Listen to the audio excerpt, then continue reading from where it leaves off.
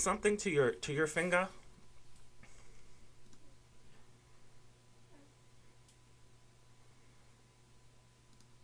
Oh, jeez. Ouch. When did that start happening?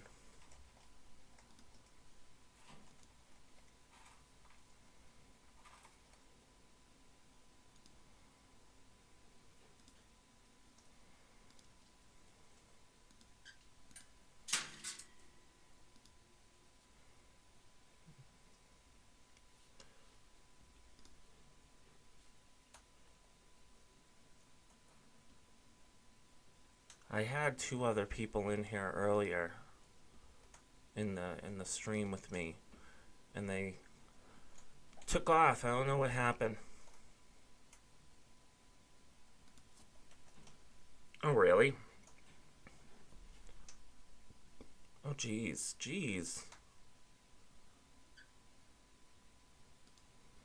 Yeah, the stream has been a very pain in the butt lately. I don't know what's been up with it. Um, I don't know if it's my internet or if it's the actual stream itself, but it seems like every few seconds I'm getting that I like to call it the whirly spin of death. That thing that keeps telling you that you're buffering.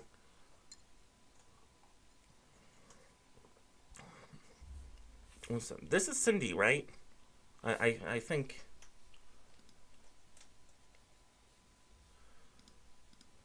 I know who you are. It's very, very hard to tell. Happy Beltane.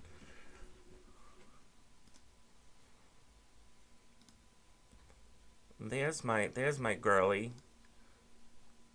So what have you been doing? Anything fun?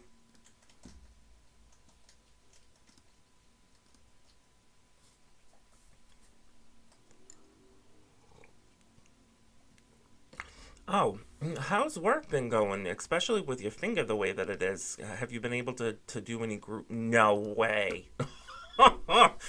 Cindy, when did that happen? I'm gonna tilt this stupid camera down a little bit. I feel like we never get to talk anymore. At least, he better be good. He better be good.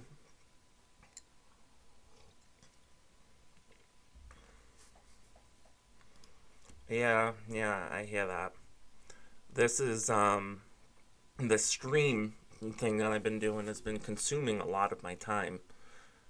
We've, like hubby for the past 2 weeks, he's been working like 60-hour weeks. I probably have seen him a total of maybe an entire day in total in the last 2 weeks. Because if he's not working, I'm working.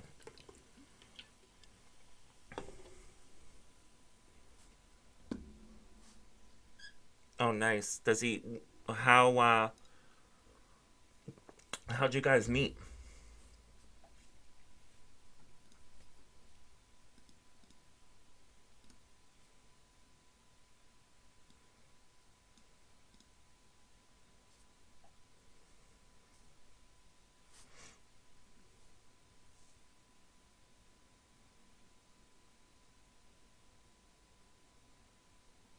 Oh, you do? Well, that's cool. Um, you should, let me know when you're on your way. When you're on your way home, if you're driving past me, just give me a heads up. Chances are I'll be home. Oh, really? So how did that go down? Oh, see, girl, you and we're gonna have to have a little chat. I got the first one. I got the first one a month ago. I was supposed to go back yesterday for mine, for the second dose, and what was it? So I wound up not sleeping the not last night, the night before, so I didn't sleep, and so I was cranky. I was not feeling good. And so I called up the place that is doing, my COVID injection. And I'm like, listen, we got to do this a different day. So they gave me a new appointment for, what is it, Monday? And so that's the second dose. Have you gotten yours yet? I know it's been a huge talk. So many different people are like, I had what was it, a friend? Why are you scared? It's not bad. See, my first shot, it was it was not as bad as what I think it was gonna be. I think you kind of go in and you psych yourself up, thinking that it's gonna be like this big production. And the nurse that I had, I don't know if I just had a good nurse or what. I didn't even feel the needle go in. Um, but I think that the worst symptom that I had from it was my arm where the injection was like really firm to the touch, and it was a little hot, and I got some like body aches and chills, but that legitimately lasted all of like maybe 2 days at most, and it wasn't even that bad. And I'm notorious for having horrible reactions to things. So I'm surprised. I'm really surprised at how quick and easy it was.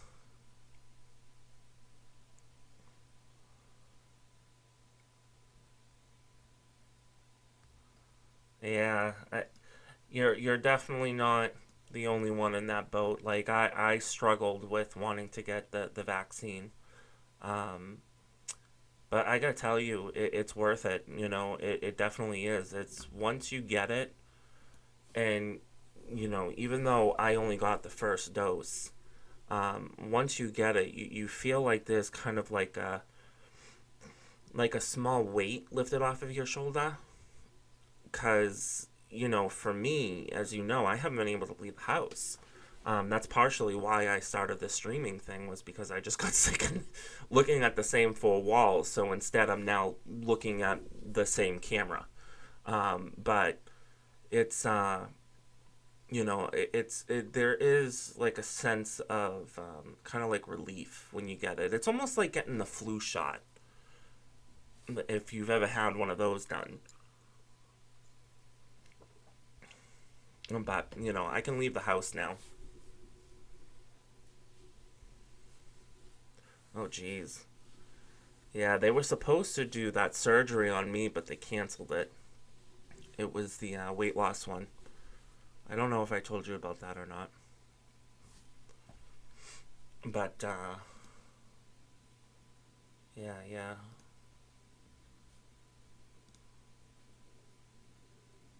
yeah. If you've gotten the flu vaccine before, it's very similar to that.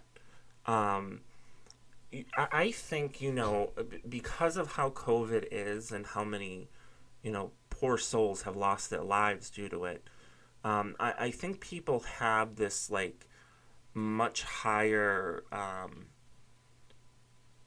fear of the vaccine, just because look over the past year and a half, look at how many people have lost their lives because of it. So I can definitely understand and respect the fear.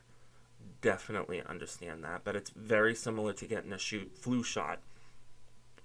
You might get the symptoms, you might not. Ow, as I hit my mic. Yeah, so you might get the symptoms, you might not. I got what is it, the Majiva,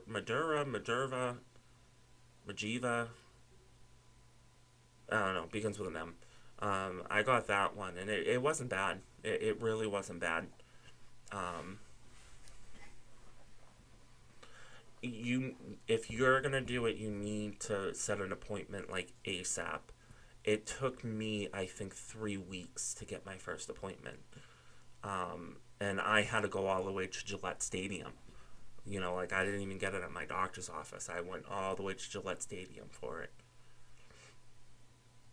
So definitely be, if you're gonna get it, definitely get that appointment in as soon as possible.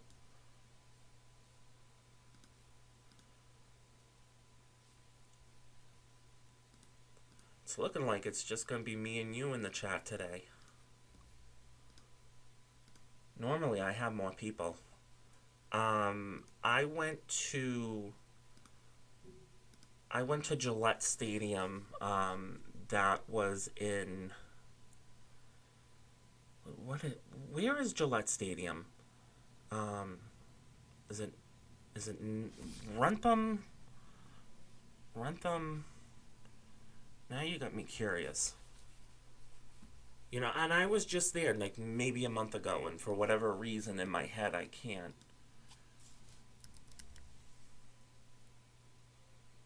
Foxborough. That's where it is. Foxborough. You know, you would figure because I've lived there my entire life, like right in that area, you would figure, you know, Foxborough, Gillette Stadium.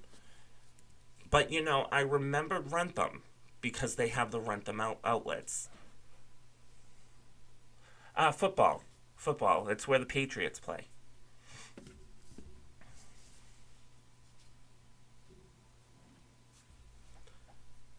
Yeah, yeah. So I went on. There's a site that you go on. I can't remember the name of it, but it's a Massachusetts site, and you go on and you can do these. You fill out like a questionnaire, and then you submit it. And Massachusetts has this thing where they're sent like you an email, or is it an email? Yeah, it's an email and a text message.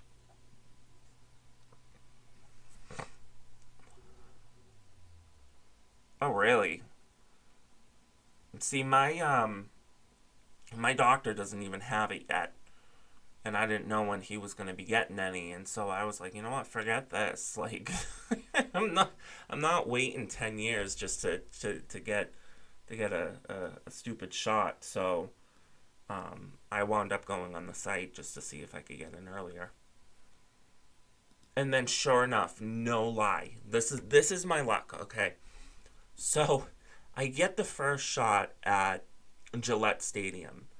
Not even a week later, what do I get? An email from my doctor's office going, "Oh, we have the vaccine now. It's time to set an appointment." I'm like, you know what? Where were you like 3 weeks ago? No, wait until 2 days after I've already had the first vaccine. But it was an interesting ride down to Foxborough. Um, you know, I forget how bad of drivers people from the South Shore are. Okay, so we, me and hubby were going down 495. Okay, I mean, you know how 495 is. For whatever reason, I don't know if it's just because of the number 495. People automatically think, oh, I gotta go psycho on the highway all of a sudden. Okay, so me and him, I'm trying to change into the middle lane. Oh my god, no, no joke, no joke. So I'm trying to change into the middle lane, okay? What happens? This big, huge semi truck came flying out of nowhere. So that semi truck is like, so it's a 495 is a 3 lane highway, I believe. Yeah, 3 lane. So the semi was all the way over to the far left. Okay, so I'm trying to merge into the lane. This semi truck comes running up, for the left lane, and so I'm getting ready to merge in, and this freaking semi truck, who by the way is not supposed to be in the far left lane, this semi truck starts veering into my lane that I was halfway in.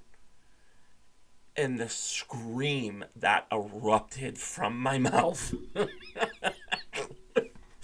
And so keep in mind, I got Mike in the car. I have Ellie in the car. Poor Ellie, because I had to slam on the brakes. Poor Ellie goes flying off the back seat. I felt so bad. And so and what makes it even worse is she was laying down. So like that's how hard I had to slam on my brakes. Oh geez, it was fun. It was ugh, oof. I hate 495. And poor Ellie. I felt so bad. She's actually at my feet as we speak. But yeah, no. See, I don't like 495 because I'm telling you, it's like there is something about the 495 number that everybody is like, okay, gotta be an asshole now. Crazy, crazy, crazy, crazy.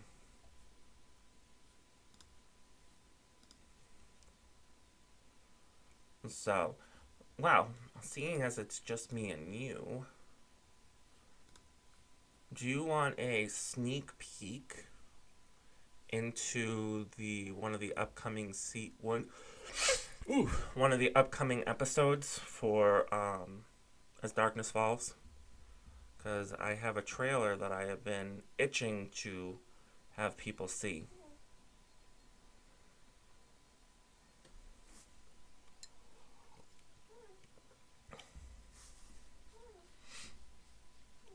I started like 5 minutes late today.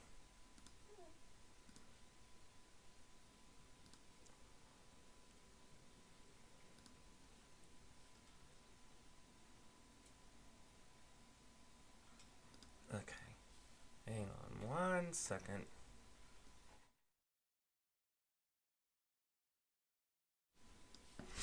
I gotta find. I'm gonna find something.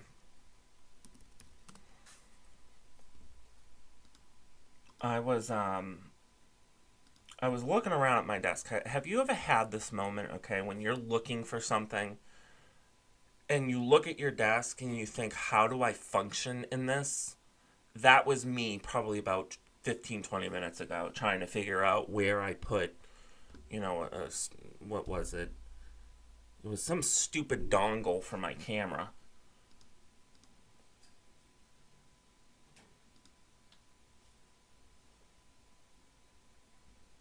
Okay.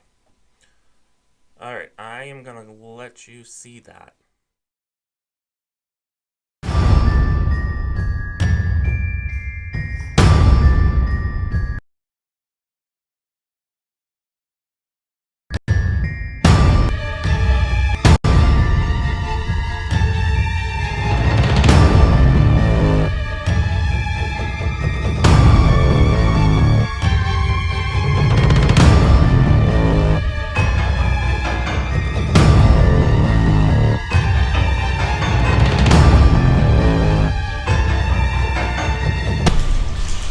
You heard that. It's the last explorer that got eaten.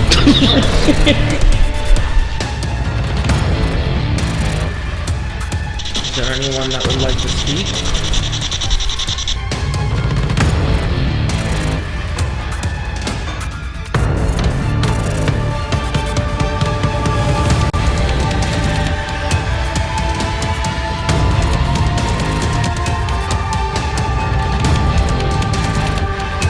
Oh good, the ice is still here.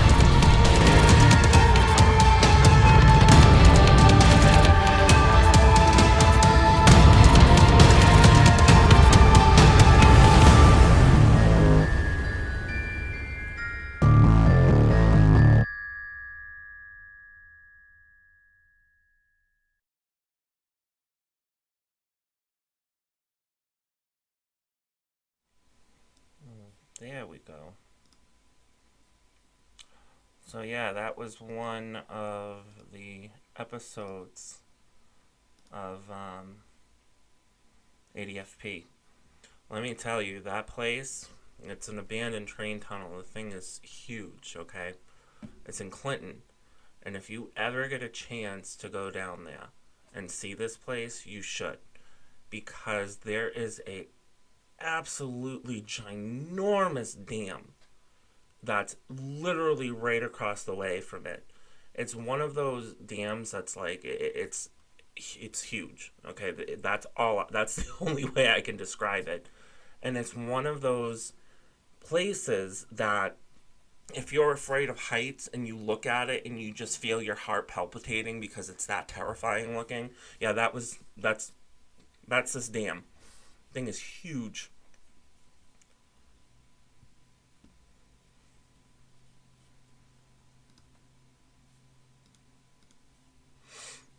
But yeah, so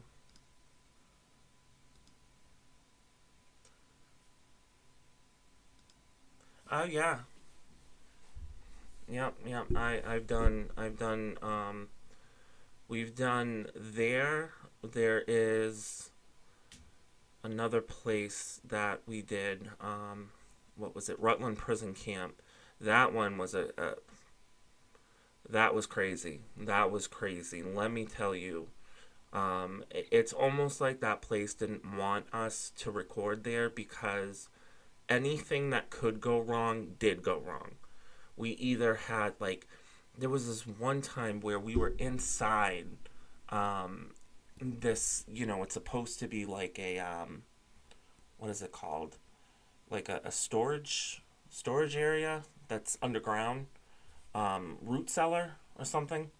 So we're in there, okay, and you can drive right up to it and you can see right into it with your headlights.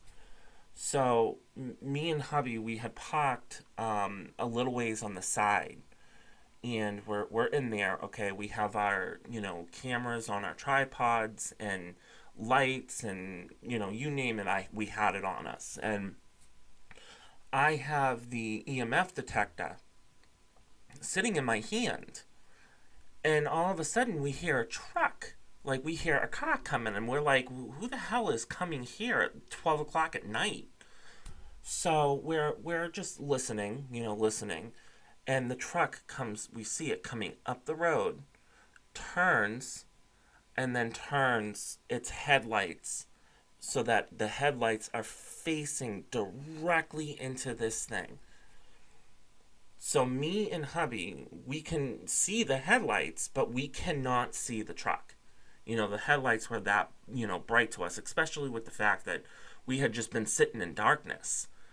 Because it's down in Rutland. I don't know if you've ever been through Rutland, but there's like nothing out there. And so this truck is just sitting there and just looking at us. And we're just like, him and I are like, we're getting the creeps at this point, okay?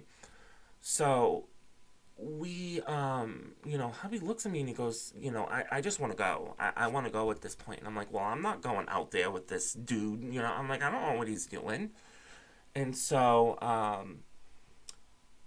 after about a minute, and not even joking, like the dude was there for about a minute, just shining his headlights in at us, and then he just leaves, just like that, just left, no reason. So me and hubby, we booked it back to the car, and we're like, yep, we're out, we're done. Yeah, and we don't even know, like we don't know what the guy was doing there. We don't know why he was there. Who does that? Who just sits there staring at people, in the middle of the night at 12 o'clock in the morning. So that was just, oof, oof. And then the next time we went there, so I tried to film there at least 4 times, okay? And so the second time me and hubby went, we get all the way in, and we're at the entrance to the gate to go into this place, and it's windy dirt road. Oh no! Oh, forget that. Mm. No, no, no, no, no, no. I do not mess with that. So Uh, you want to know what peace out looks like? That would have been me. But so the second time we're there now, okay, so we go up to, we're coming off of the road to lead into the road, because it's technically a park. It's a one of those parks that's by the DC something something. It's, a Massachusetts own park. And so there's a car sitting at the entrance to this dirt road, and there's no one in it, and it's just there, just ominously just sitting there in a corner somewhere, like almost out of sight kind of thing. Okay, and so we drive in, and I'm we're looking around. We don't see anybody. We don't see any flashlights. So we keep driving up, like, whatever. This is cool. So we get to this road that we had to turn on so that we could get back to that root cellar that we had booked it out of the first time we were there because of that truck. As we pass one of the empty buildings, on the side of it was this big white Ford Explorer. I will never forget it. They had lights on inside the Ford Explorer. And when they saw us coming up, they shut the lights off. So me and him, we park back up at the root cellar, and we're sitting there and we're talking, and he goes, I don't know if I'm telling you, or just, kids making out, one of the two. Because I would not be surprised, because there's graffiti all over the place on that thing. I would not be surprised if kids are using that as their hangout. So we pull up to the root cellar, and we're sitting there, and it gives, the place gives an atmosphere on its own, just by itself, just because of what it is. It's an abandoned place in the middle of nowhere, so obviously, psychology 101, dark place, abandoned, your mind just wanders. And so having those people sitting right there and not knowing who they are, what they're doing, it can just, it's very unnerving. Okay, so me and him, we get out, we re-record the root cellar, and I'm like, okay, well, you know what? That car is over by where we need to be, and we can't get over there because that person's there. So I'm like, we'll come back another night. So his next day off, which was about a week after this, we go back, okay? And remember how I told you anything that could go wrong did go wrong? My phone died, for starters. And luckily, I'm prepared for stuff like that, because as a producer of a soon-to-be YouTube series, I need to be prepared for things like this. So I had a battery bank on me. I plug it in, and I was looking at hubby, and I'm like, I'm telling you, this phone was charged. I'm like, I'm almost positive it was charged. And he goes, well, maybe you thought it was, and it wasn't. And I'm like, okay, whatever. So I plug it into the power bank. We're walking around the area, and now we're in the area that we couldn't get in last time because of that white car. And so him and I were walking around, and like we're hearing like little things coming from the woods. And keep in mind, this place is in the woods. And so me and him were just looking at each other, and we're like, what the hell is that? So I shine my light. Oh, it was just me and him. Yeah, it was just me and him. This particular night, like I have other people come with me. Whoever I can get to go with me, I pretty much, take. And so anyway, so yeah, so we're sitting there, okay, so we're hearing, so I shine the flashlight over at the woods, and lo and behold, there is a giant raccoon coming out of the woods, going from across the road to the other side of the road and back into the woods. And hubby goes, you know what? Spirits I can handle. People and animals,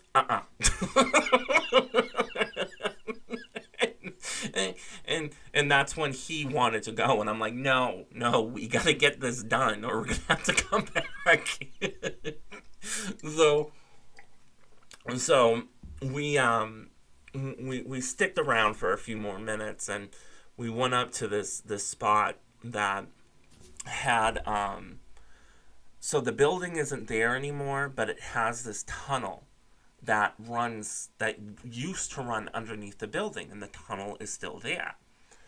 And so I shine my my flashlight down there, and I take my camera stabilizer and I lower it in so that I could try to get a look at what's down there.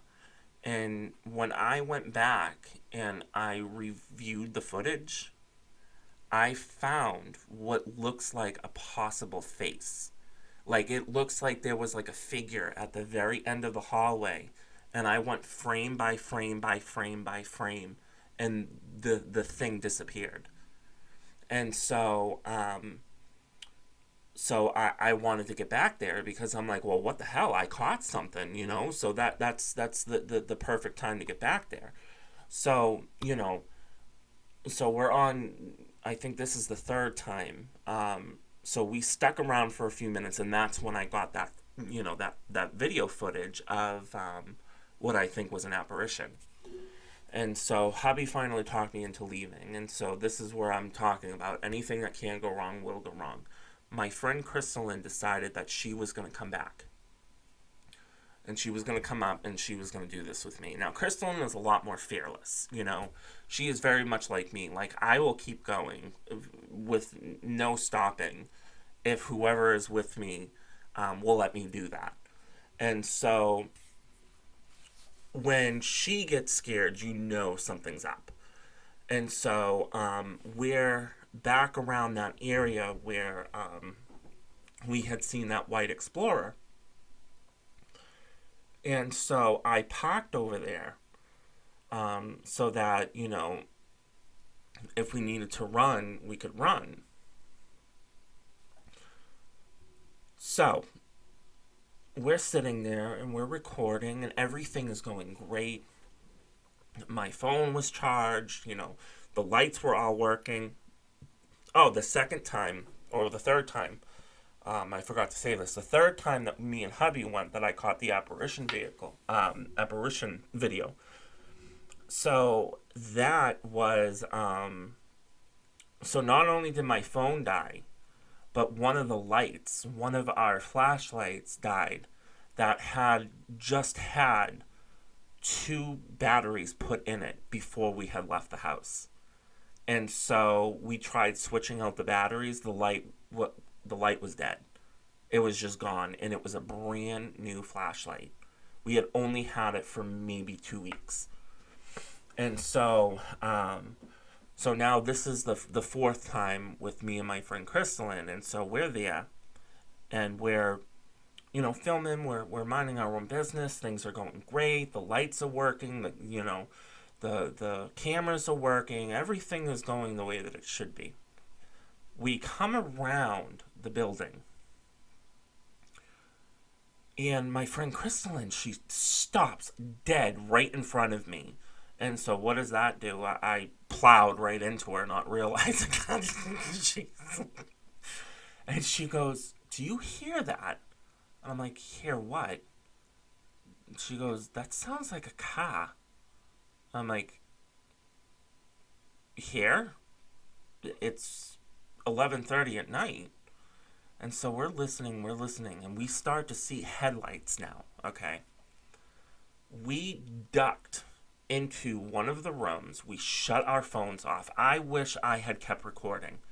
I felt so stupid for not recording this. But so we're sitting there and we're listening and we're seeing the lights to the car, okay? And so there is only two ways that you can go.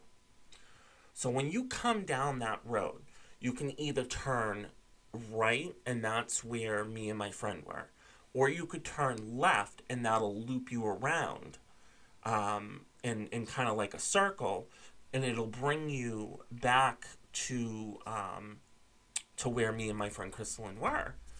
And so we're listening and we're seeing and we're watching, and then all of a sudden it just stops. Just stops. Nothing. No more sound of an engine. The headlights were gone. And so where the truck stopped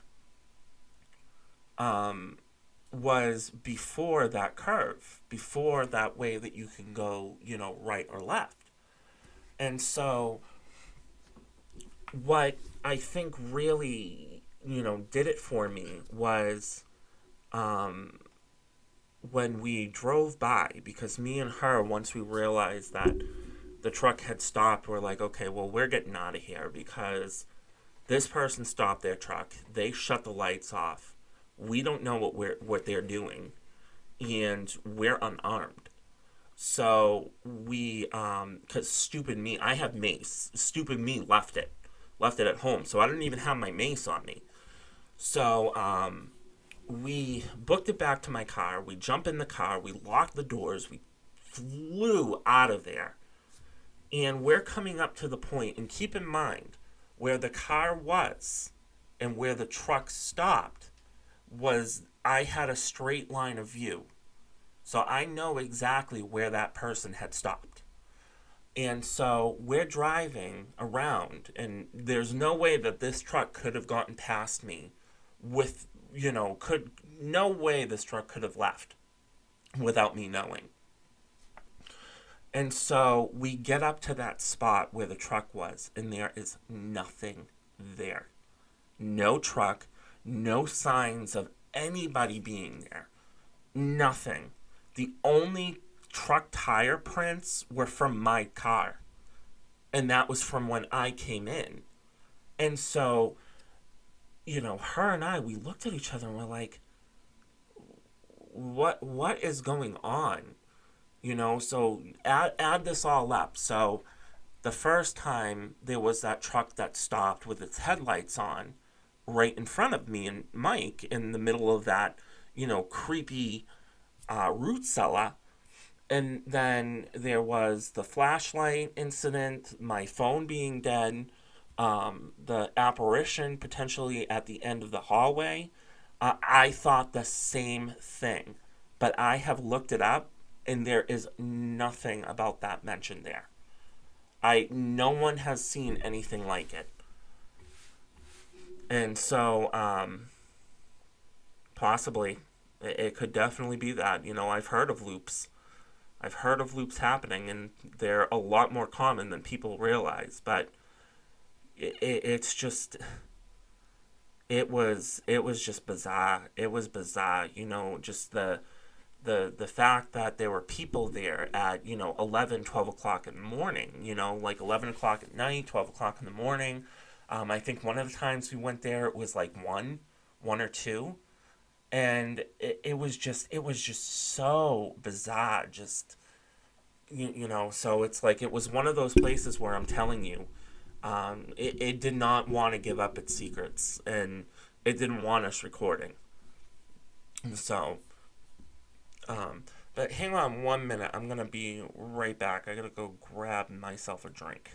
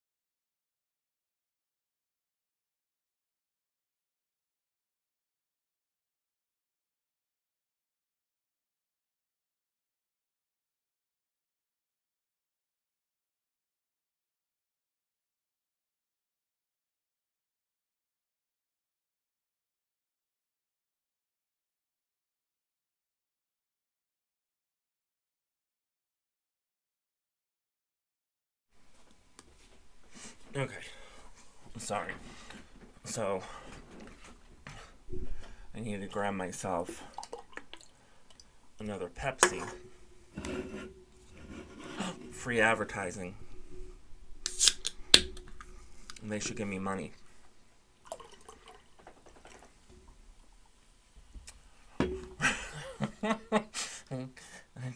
Hand over your wallet. And I will advertise for you all day long. Like, I could even hold up the bottle, just... And so,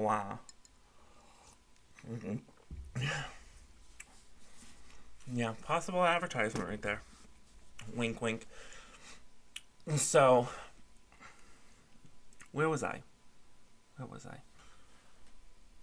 Fixing my camera is where I was. Don't do that!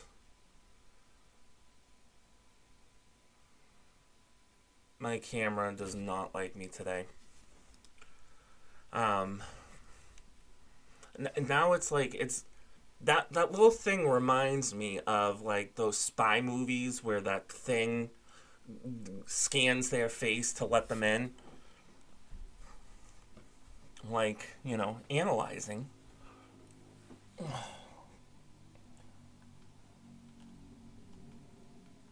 Go away. I don't want you. There we go. Okay. So. No! It comes back. Oh my god. My camera. I can't with it today. So, it is so distracting, too. Where is the button? Go away. Maybe if I sit still, it'll be quiet. Kind of like a T-Rex if you sit still. I got my dermals at, Forever Bold.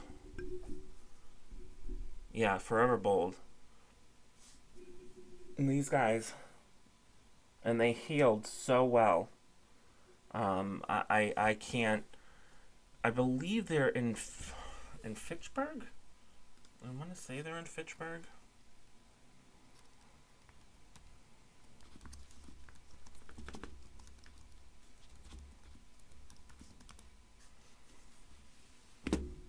Yeah, they're in Fitchburg. No, Leominster. Sorry. Do you know where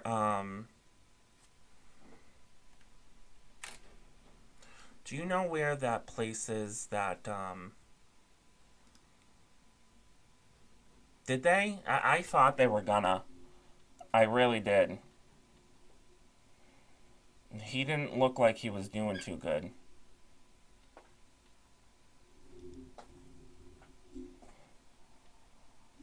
I don't know why it keeps doing that. Like, it shouldn't. Whatever, I'll have to mess with it later. Yeah, no, he was a good guy. He did my, whoops. He did my eyebrow and this piercing on my lip. And then he put because I already had a tongue ring at one point. So, Forever Bold, do you know where the Matte Station is? It's, that place that's, oh God, what is it?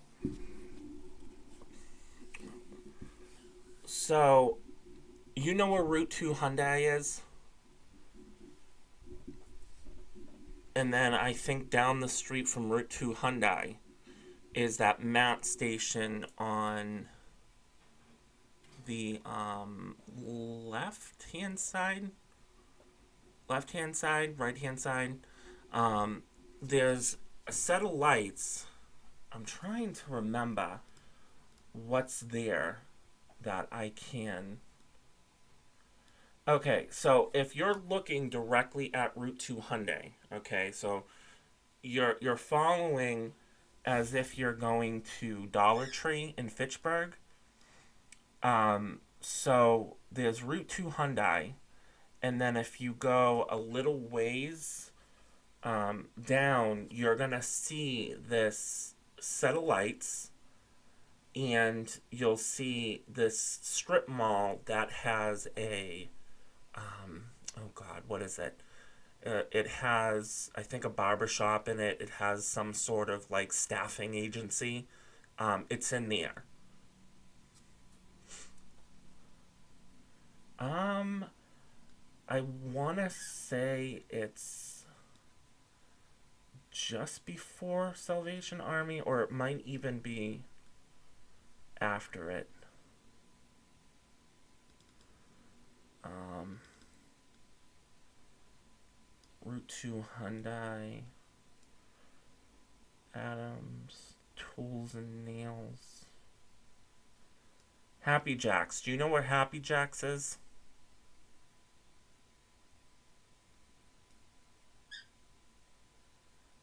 It's the plaza that's literally down the street from it. It goes in that L shape, and it's just before the Salvation Army. So if you're going towards Salvation Army, that set of lights, that's just before Salvation Army. The tattoo parlor is in, yep, same side as Happy Jacks and Salvation. So if you're coming from Route 2, so Forever Bold is in there. They're in that plaza that's between Happy Jacks and Salvation Army.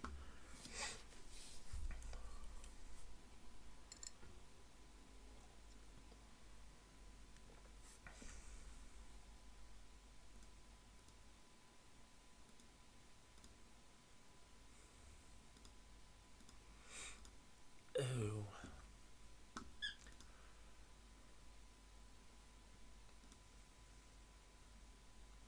But yeah, no. They do, and they do such an awesome job there. Yeah, his prices are pretty good. I think I paid, um, oh God, how much did I pay? I think I paid 120 for two dermals. And then I paid another, what was it? I think another like 70 for the third dermal. I can't get enough. Like, I seriously can't get enough. I've gotten, I want to say, one, two, three, four, five piercings for him. My newest one is I got a helix done. And that thing, oof, that was fun. Just be aware though, dermals hurt like a bitch. Like, they straight up hurt like a bitch.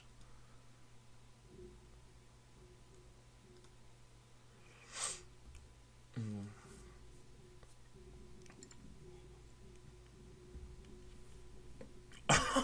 Oh no! there is a lot of things. Nope, nope. You will not catch me with that. Period. Oh, yeah, no, no, no. I don't mess with that. I will get just about anything. That nope, I'm good. Anything that's needle-like that comes near there, that person's dead. Oof. I don't know how people do it. I don't know. I really do not know. You've had two? Oh Jesus. Yeah, so like the so these two here were the first ones that I got. And then I kept looking at them and looking at them, and I'm like, I don't want just two. Like, for whatever reason, I don't know if it's just because, like, I have OCD or something and I have to have more than, two or something, but it just, like, it didn't look symmetrical to me. So I got went back like 3 days later for another one, and he goes I walk into his shop, and he goes, "Really? You're already back?" He goes, "I knew you were gonna come back. I just didn't think it was gonna be 3 days later." So I got I've gotten a few from him. I'm actually getting my nose done soon. And so we'll see what happens there. I'll let you know if I wind up going. But it was the dermals are fun. They are definitely some fun things to get. I don't mind them. But what was I gonna say? But yeah, no. I should take you though. Like one of these days, I am gonna take you on a ghost hunt with me. You can be my guest person, guest show host. There's a place that we're gonna be doing soon. What is it? It's an abandoned hospital that I found, and I am stoked to go and see this place. It should be a blast. Like, from my understanding, it's still there and it's still vacant. I did see that there were possible plans to turn it into something.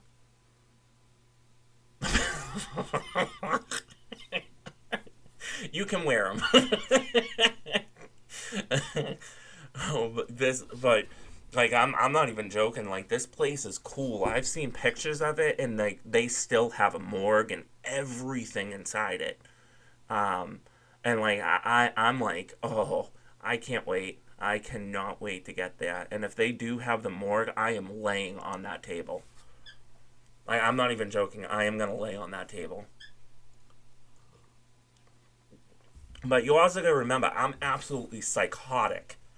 Like, for instance, okay, me and the girls, we went to the train tunnel that I showed you the trailer for. Okay, so we went there, and just to show you how fearless I am, um,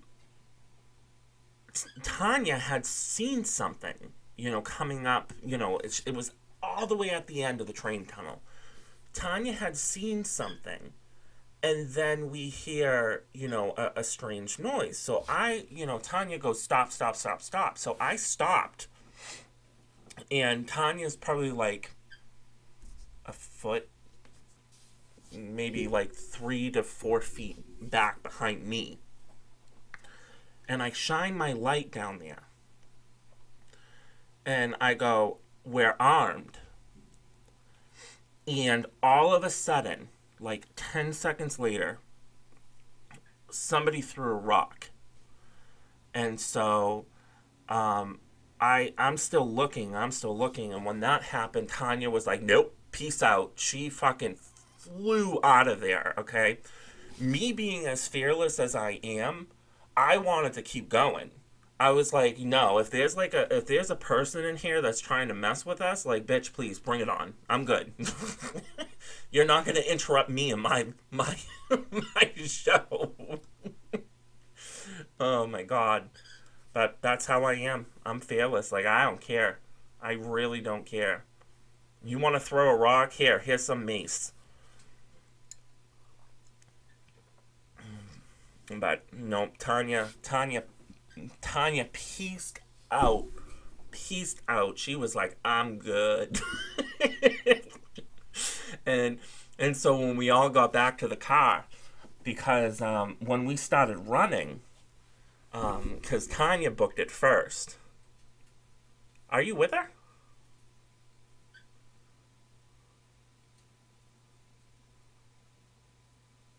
Oh.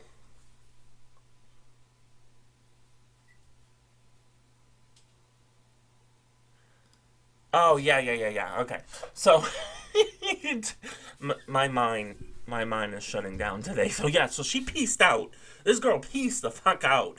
Okay, she was she was already running before me and Carissa even registered that she left. And so we all booked it, okay? And probably about maybe like, oh Jesus, like 10 seconds, 13 seconds into running, like you can hear what sounds like someone coming after us. And so I'm like, oh, it's on. Like that's my initial reaction. And so I have this really bright flashlight, and I mean this thing is humongously bright. And so me being me, I have a strobe effect on my flashlight, and it's specifically for that purpose, that if someone is coming at you, you can put it on strobe and it blinds them. So me being the smart ass that I am, I'm like, it's just a bunch of kids messing with us, because we could smell fresh spray paint. So like there's no way that it was like, any person that was dangerous or anything like that. Only just because, like I said, you could smell fresh spray paint. So it was definitely kids. So we so I clicked it onto the strobe, and Tanya stopped for a second because she thought the cops were coming in.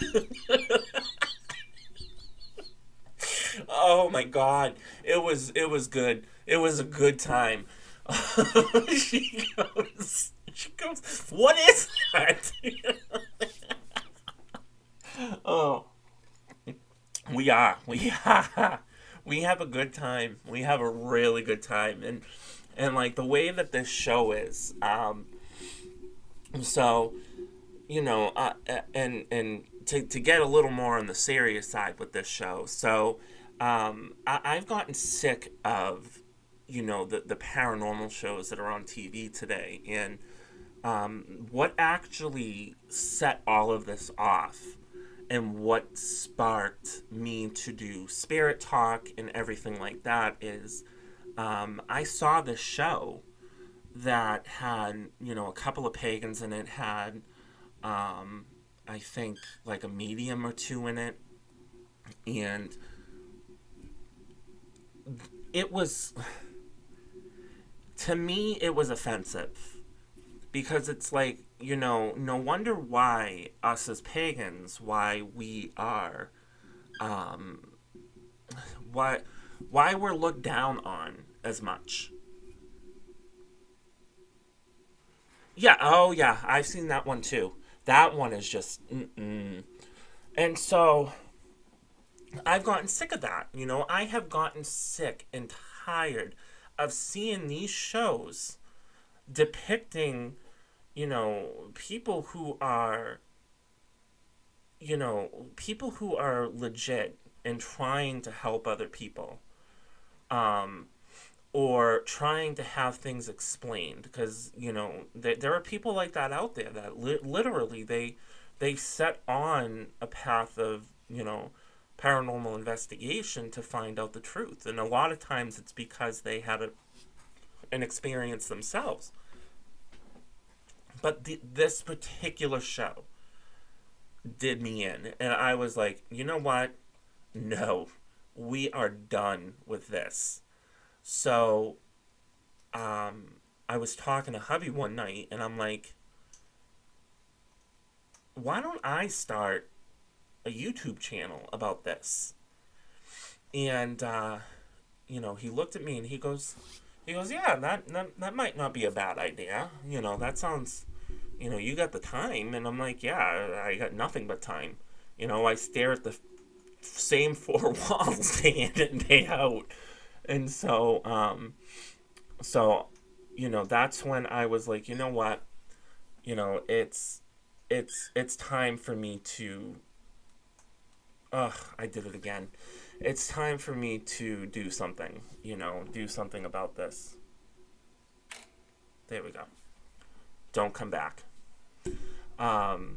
Sorry, my camera usually is not this bad. It's actually never done this before. That's why I don't even know how to fix it. But oh yeah. But that's my everyday life. That is my everyday life, and that's why I started Spirit Talk, because I am like, I can't just stay stagnant. I can't. And so after the whole situation with that show that I was telling you about, I started really, thinking serious about it, and I'm like, I could do this if I really wanted to. I could do it. And so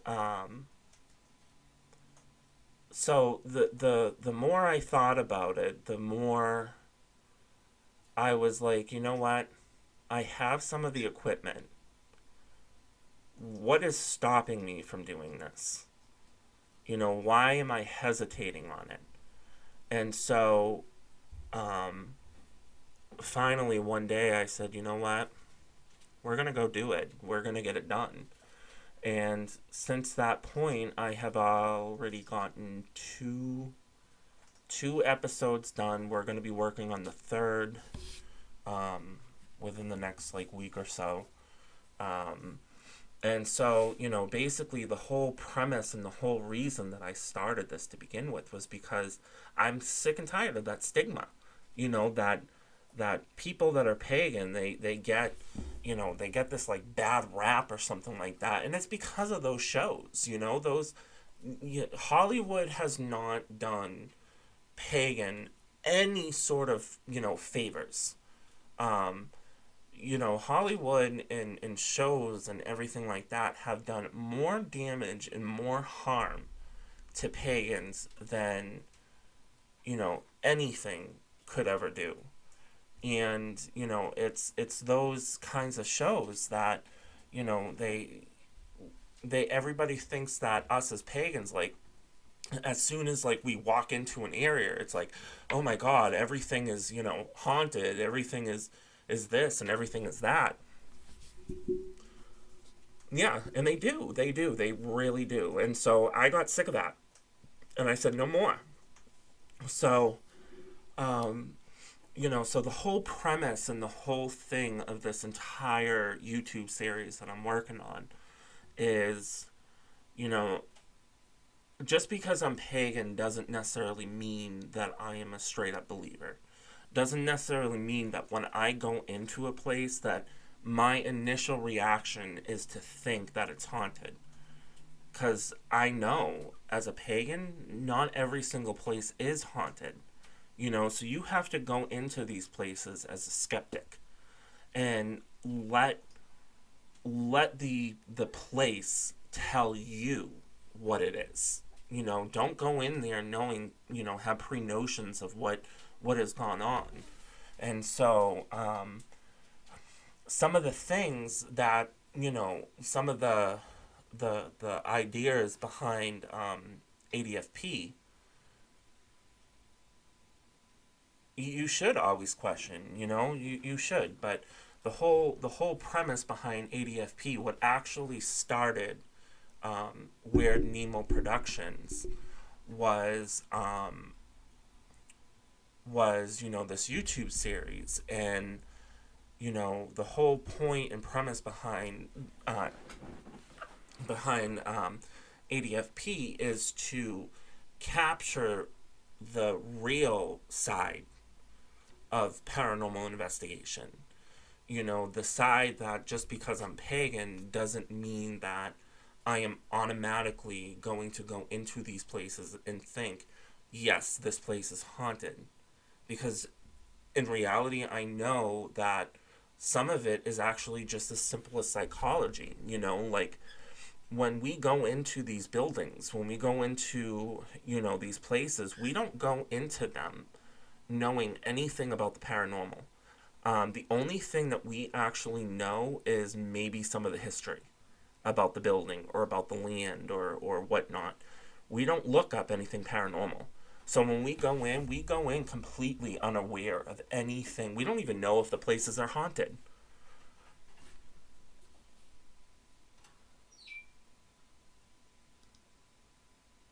What the hell is that? So like we don't even know if it's yeah, no, I'm good. Thank you, dude. You can go away now.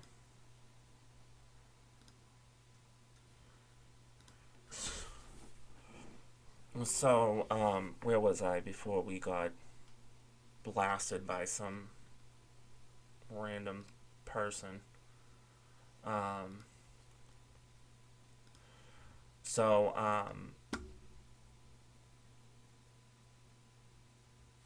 what was it? Oh crap.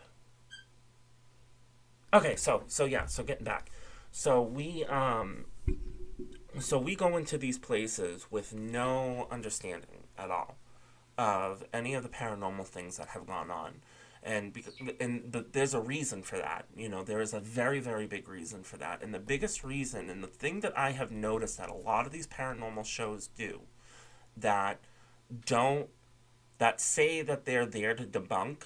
The problem is if you go into these places and you know that something has happened, because somebody else told you that I had this experience there. Psychology 101. If you think a place is haunted and people tell you about the experiences they have there, what's going to happen? You're going to start seeing things. You're going to start hearing things. You're going to think that every little noise that you hear is, some kind of, entity or,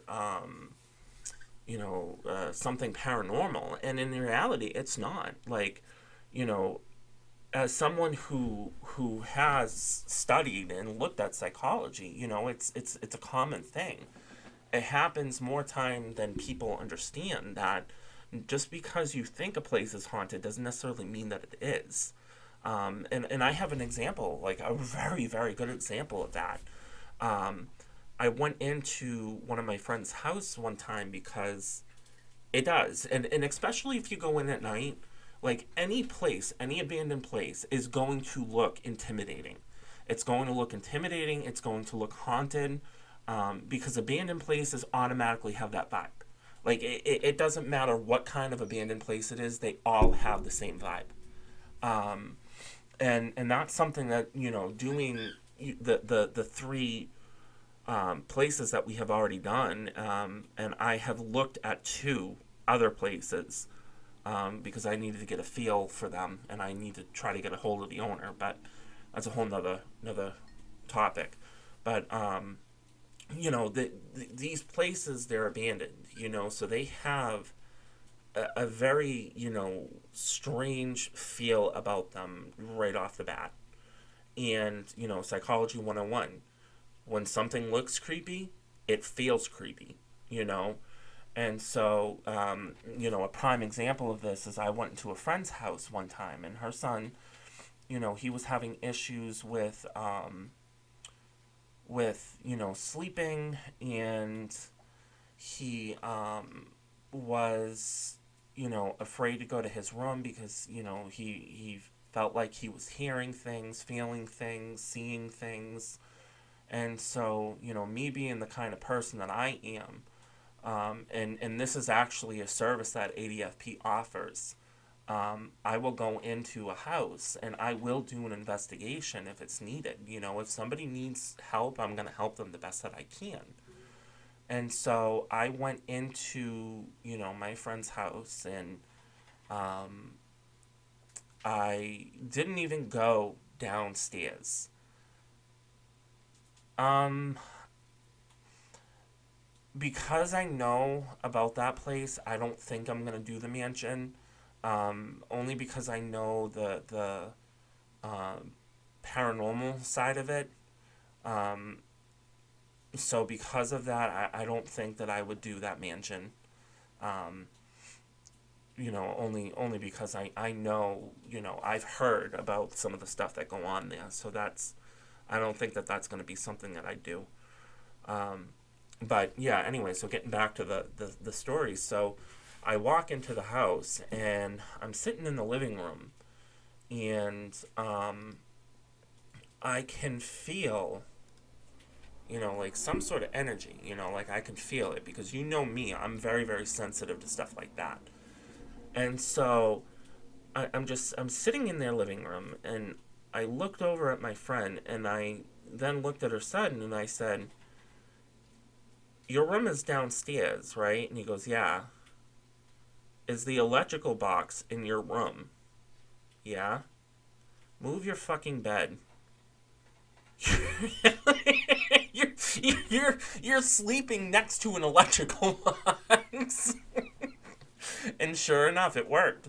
He didn't have any problems after that. And I felt, I went in, to help them. And really what it came down to is he's just sensitive to EMF. And anything electrical, electronic, anything like that can actually produce an EMF signal.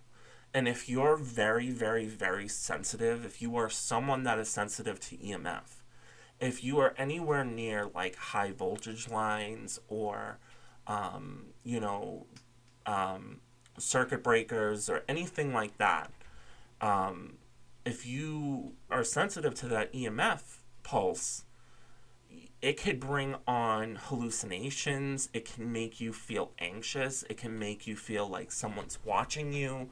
Um, EMF is not, if you're sensitive to it, it is not your friend. And, EMF can do some strange, strange things to people's minds.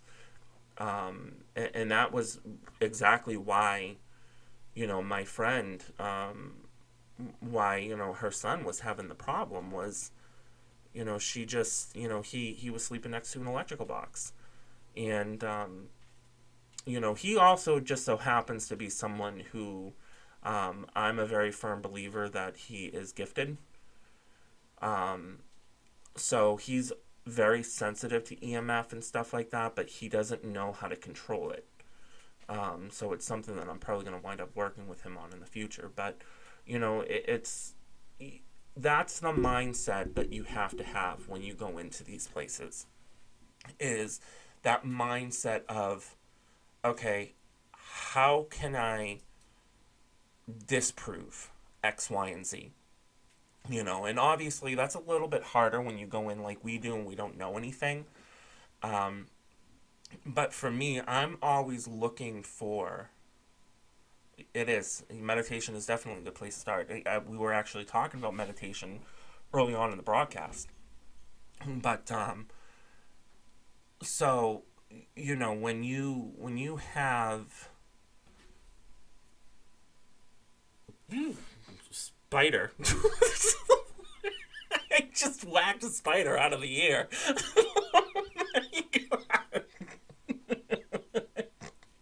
I'm sorry. Oh, Jesus. Oh, my God. Oh, see, that's one thing that, I am actually afraid of when it comes to doing these, these investigations, these paranormal investigations in abandoned places, is I'm just seeing the bugs already. Like, there are gonna be some loud screams coming from these places just from me seeing a spider. Spirits I can handle. Snakes, other animals I can handle. Spiders, nope. I will peace out. Oh my god, no. I'm good. Watch, it's like now crawling on me or something.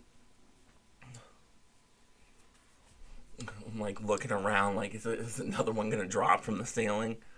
Um, but what was the other thing? Yeah, so yeah, meditation is definitely a good place to start when it comes to anything like that. Like any kind of like if you are gifted in any single way, um, you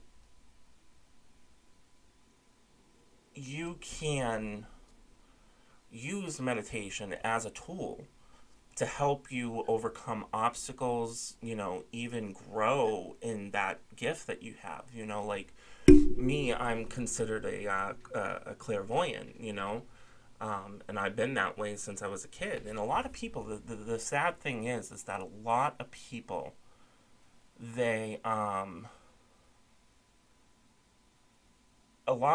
they have, so little understanding of their gift, so little understanding that, you are not alone. You do have someone that you can talk to. You just got to find them. And the sad reality is there's so many people that are out there that are oblivious to their gifts just because no one's there to teach them.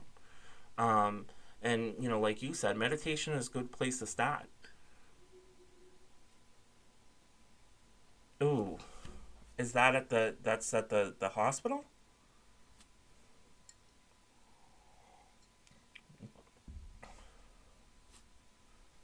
Gardner Animal Hospital. When? I thought you were working in Tewksbury. Or did you move?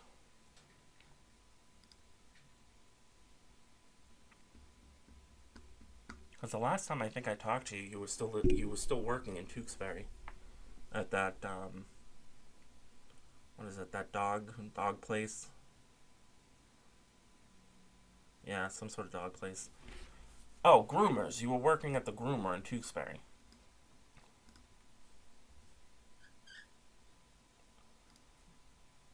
Oh, I'll have to come and I'll have to come and do an investigation there. That'll be fun.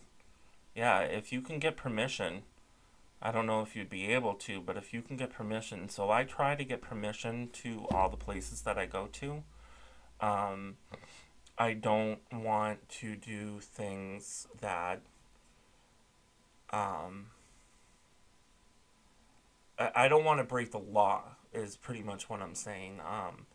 So I try to get permission from owners of buildings in order to get into these places legally.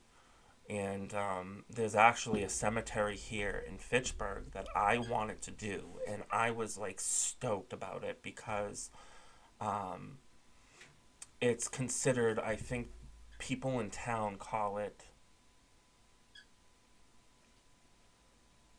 Oh, okay. Oh, you're back with them.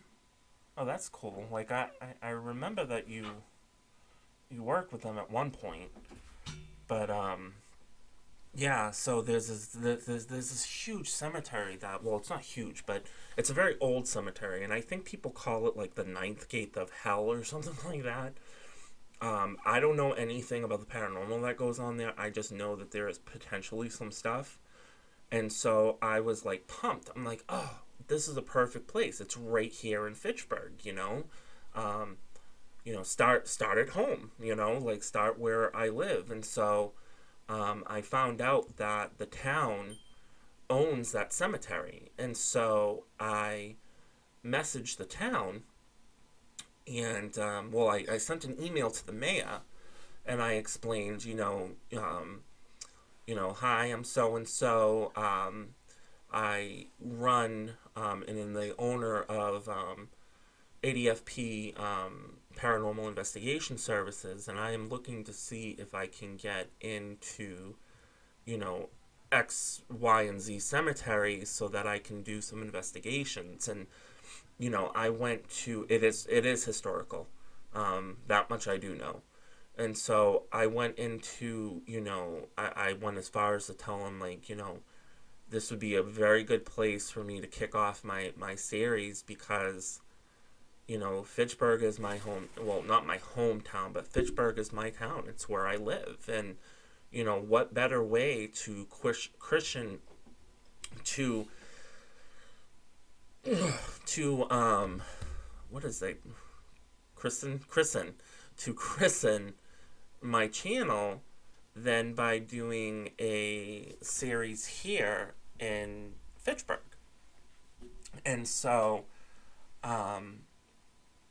they got back to me and they're like, yeah, we have had you know, a lot of people make requests like that, and we're going to have to decline.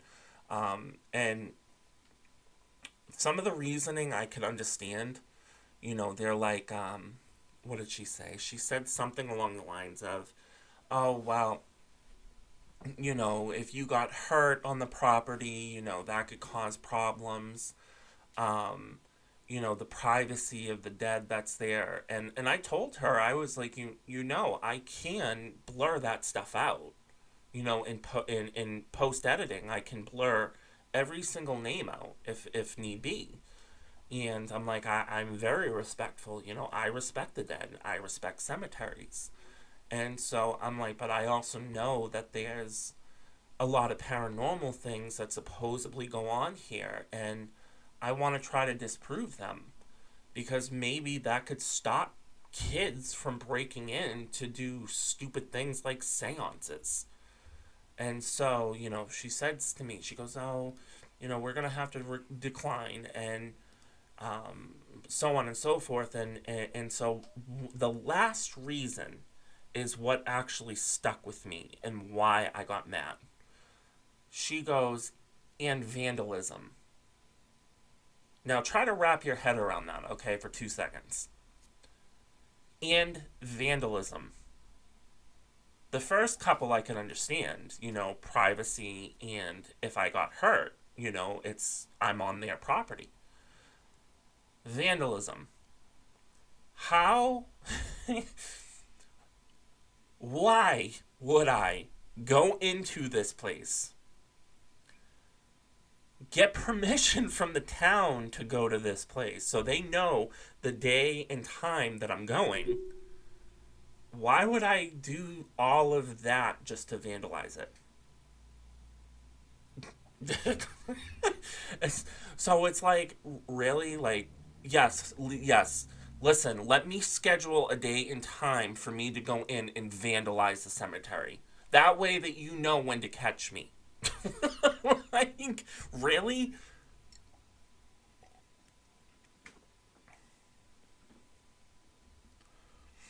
Yeah, there are. There are. As a matter of fact, I want to say like two or three in Fitchburg alone.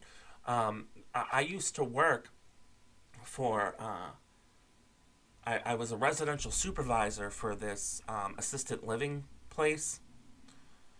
And I know, right? It's like, yeah, this is what I'm doing. I am coming to you to get permission to go there to vandalize it so you can catch me later. So it's like, it's like, and I even said, like, if you want to have someone there with us, like, I have no problem with that. And the two first ones are like legitimate. Like, I understand you don't want somebody getting hurt on the property at night. And I understand and respect that, there are people buried there that have stay that have you know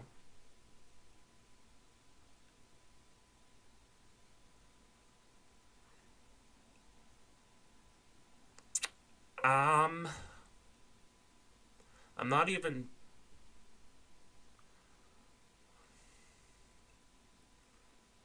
You'll have to explain that one to me later.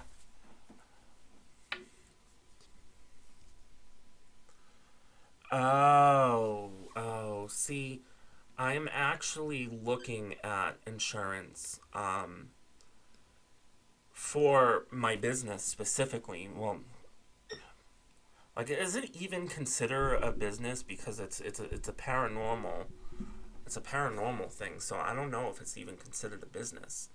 Um, Slash YouTube series. So it's like, how do I even begin to look into something like that? But I actually need to look into insurance for my equipment, um, because at any given time I have thousands of dollars. No, I'm not getting paid. No, I do not get paid. My services are free. So if anybody ever has an issue and they want a investigation done, you can send them my way. Yes, it will be on equipment. So like, just as an example, this is just one of my cameras, and I have two. And so, these cameras, they're not cheap. Like, if that camera dropped right now, I'd be out a couple $1,000s. Because it's a Nikon camera, it's a DSLR. Um, and I have the camera that I'm actually recording this, you know, that I'm using for this Spirit Talk is a mirrorless camera um, that I have hooked into my computer, that I rigged it up so that I can use it as a webcam. But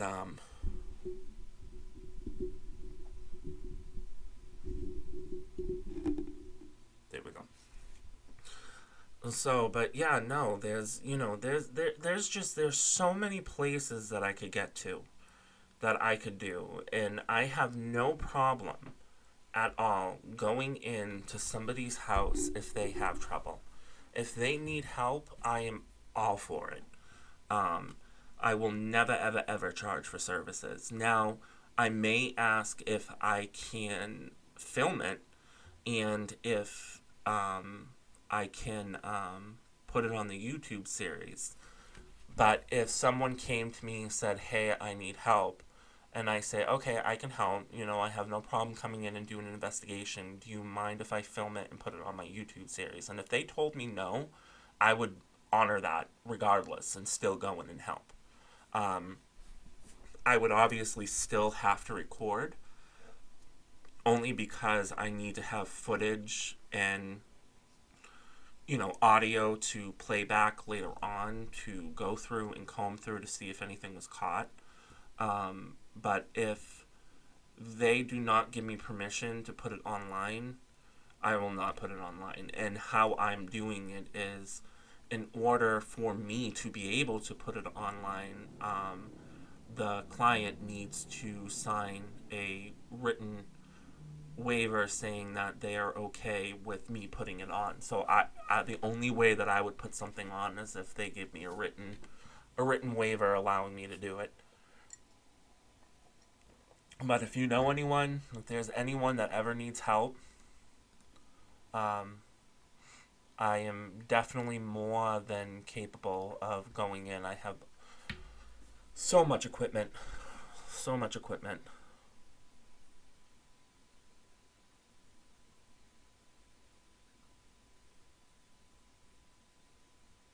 Yeah, yeah, yeah.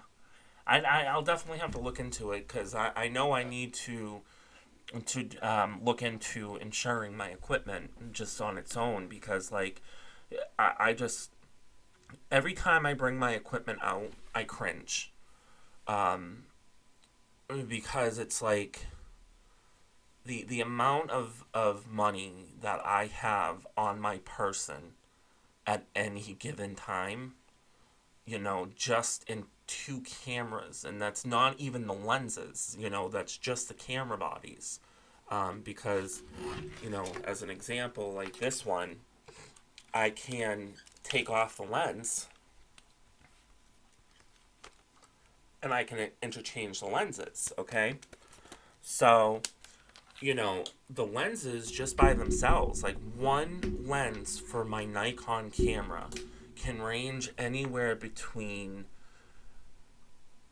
um, couple $100 all the way up to, I think I've seen lenses at $25,000 for just the lens.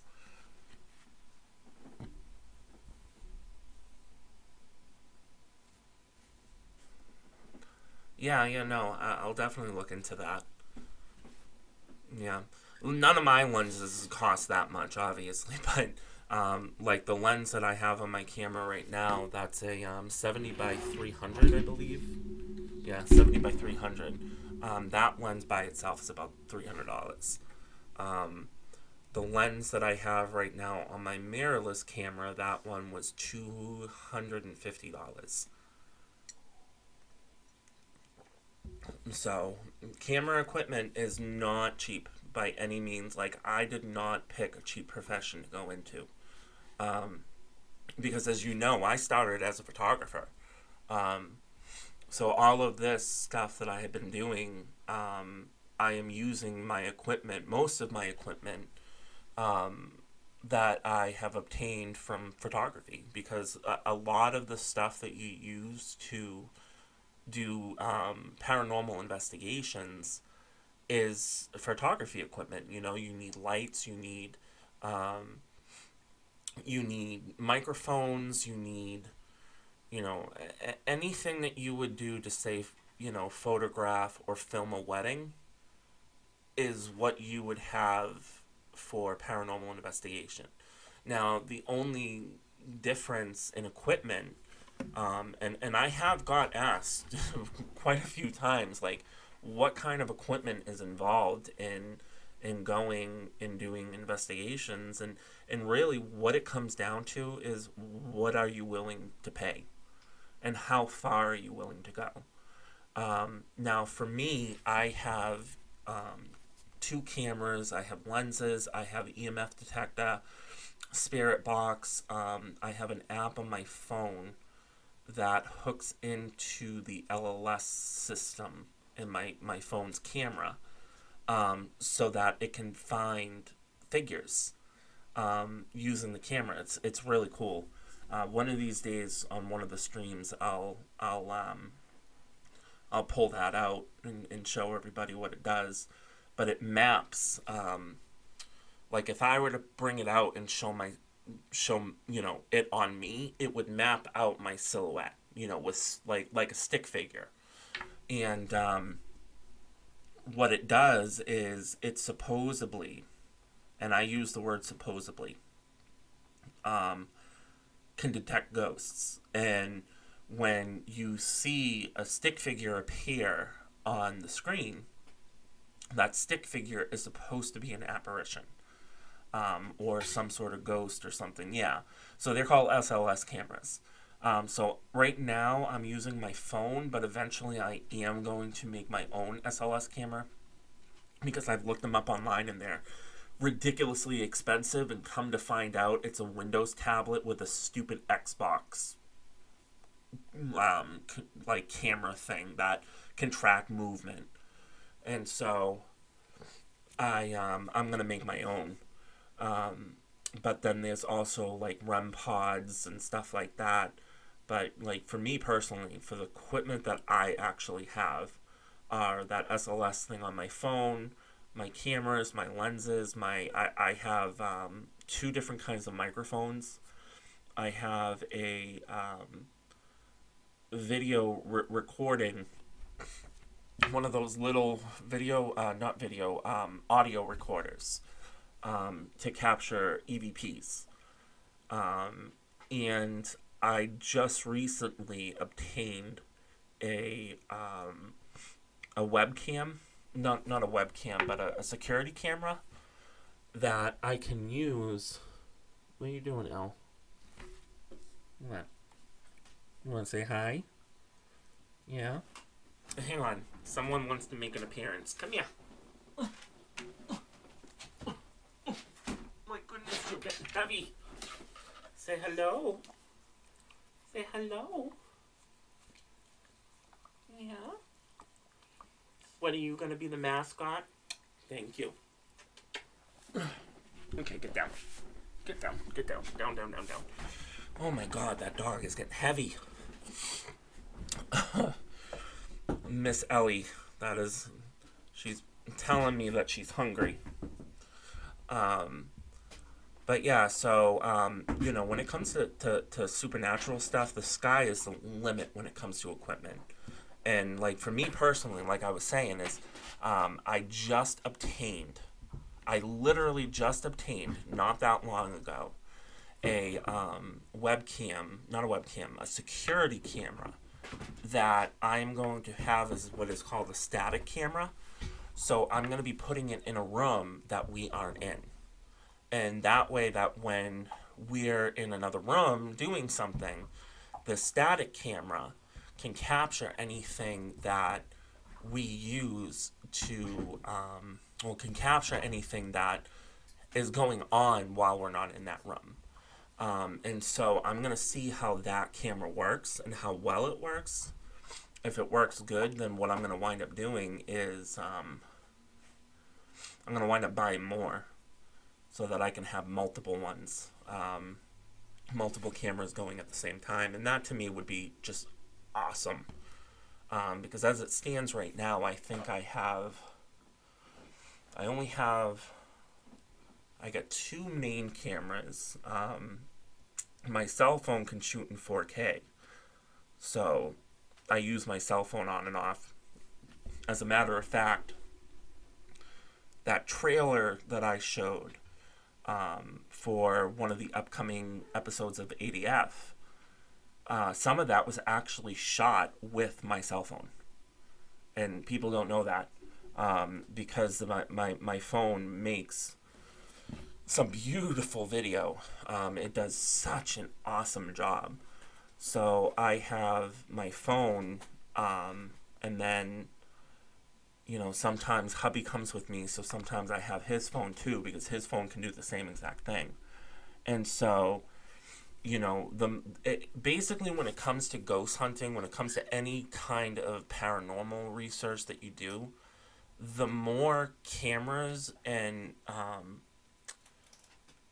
equipment that you have that can do physical recording.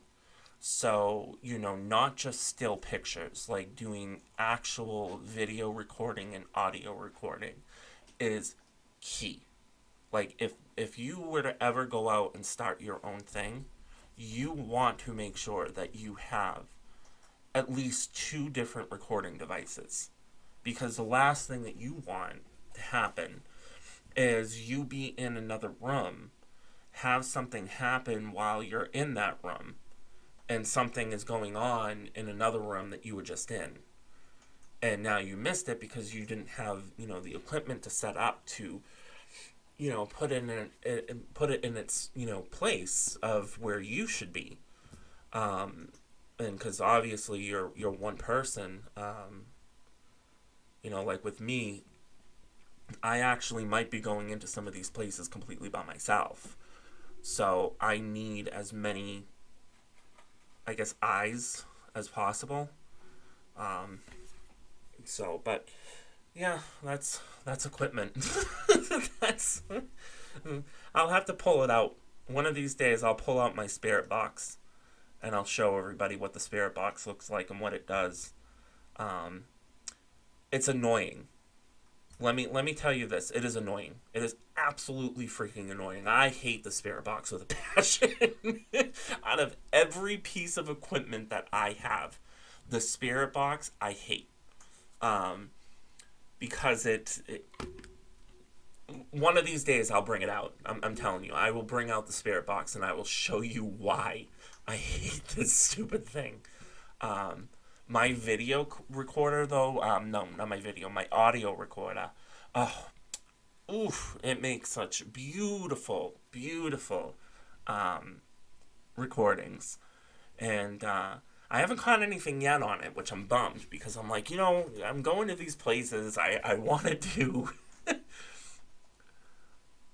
Yes, yeah. So EVP is electronic voice phenomenon. So what happens is sometimes spirits they can come through in many different ways. So sometimes a spirit might say something, like actually physically say something, and you might not be able to hear it with your ears.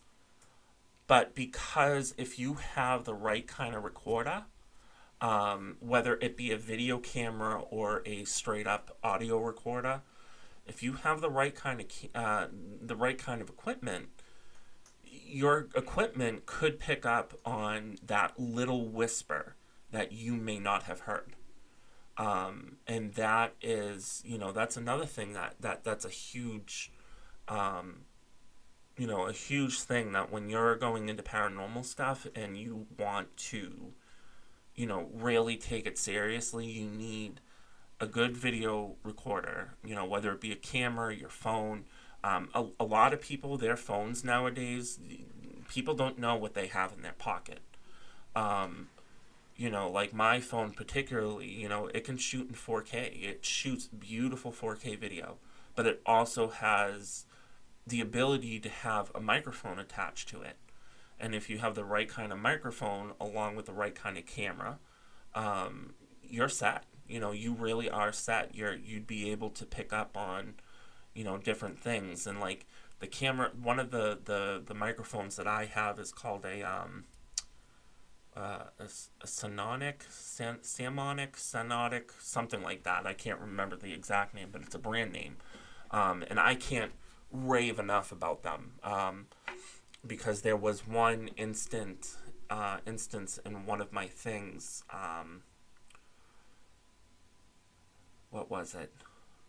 It was in the trailer that I showed you. It's where I said you heard that, and then you hear kind of like a bang in the background. Well, that bang we did not hear with our voice, like with our ears. Like, we did not hear that bang. But the camera, the microphone, that's how good the microphone was, that it picked up something that we did not hear.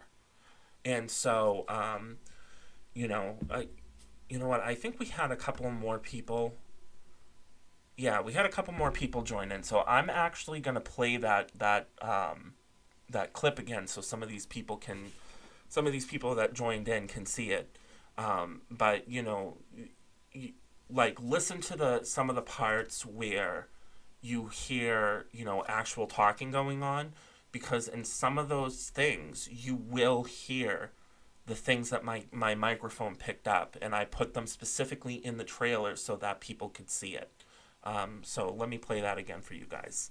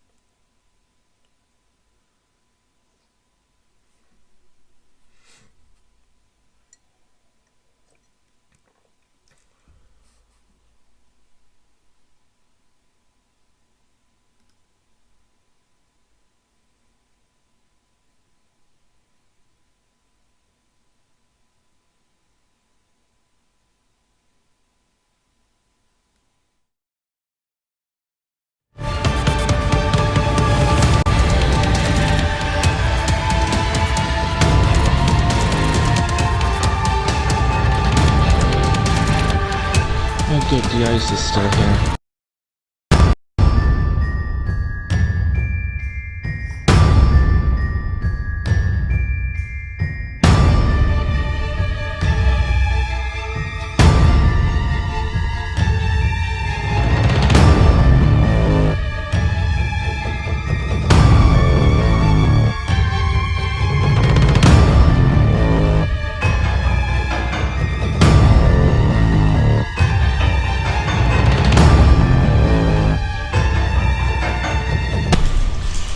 You heard that.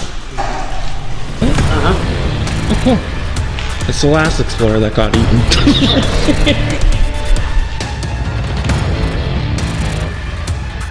Is there anyone that would like to speak?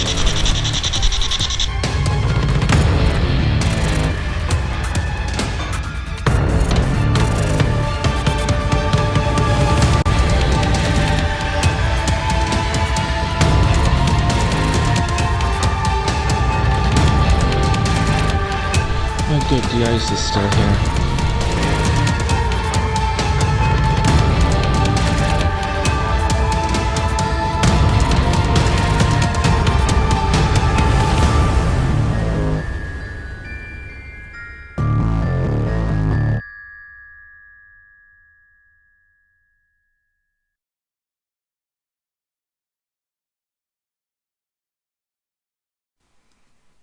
And so, I don't know if you guys, heard it or saw it, but that point when I said, you heard that. And so what that was, so the thing that I actually, what made me say that is I could have sworn I heard someone scream. What I did not hear was that bang. And we're not even, because I have combed through every single bit of footage that I have from that specific day, and I have not been able to find like anything out of the ordinary, nothing dropped, nothing, because obviously if something fell, we would have heard it, we would have known. And so I cannot find in any of the footage what made that actual noise. And, the tunnel in particular, that one has, that place definitely has a very, very, very weird energy about it. And the energy that it has, you can feel it as you get more and more and more into the tunnel. You can feel like kind of like a heaviness like weighing down on your chest. Um, and so as we were going in, we had the EMF detector out. And, hubby is a skeptic as well. Like, him and I are both, we go into these places and we're like, you know, someone is telling us that this place is haunted, and we immediately roll our eyes. And so there was a point where the EMF detector had been quiet because we turned on the EMF detector as soon as we walked into the tunnel.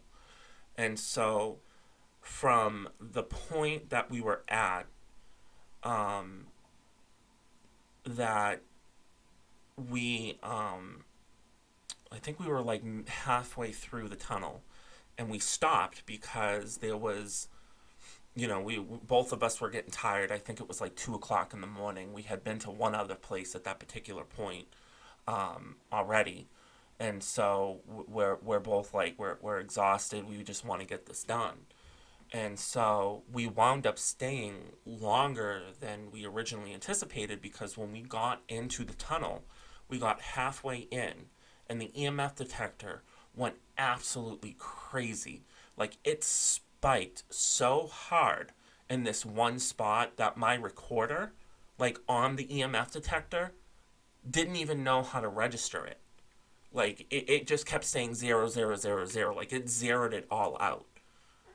So whatever was there, so I don't know, because the train tunnel, and this is where I need to go back and do some more investigation of this place during the day, because this train tunnel does go underneath people's homes. So since the train tunnel was first established, homes have since been built on the hill side on and around that train tunnel.